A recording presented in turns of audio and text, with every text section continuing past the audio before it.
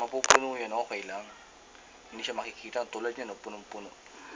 Pero kung sa pen and paper na gagamit, kailangan mali. Pipinturahan. Ito lang naman ang yan, puro ka na yung improvise na to mga to. Oh. 1, 2. Ito lang, no? Yeah. Dalawa lang? Ito. 3.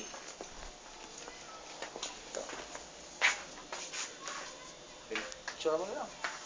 Video ko na lang para mapanood niya. Eh, yung sukat niya, sir, okay na to? Yung sukat, ma-adjust naman yan eh. Kasi wala naman po. Pero ito maliit to. 1.1 lang ito.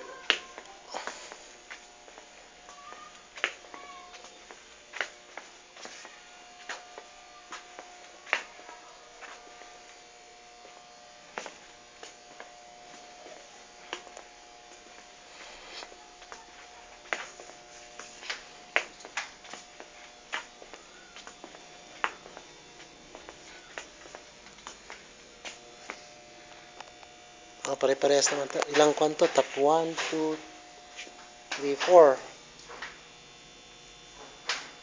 4.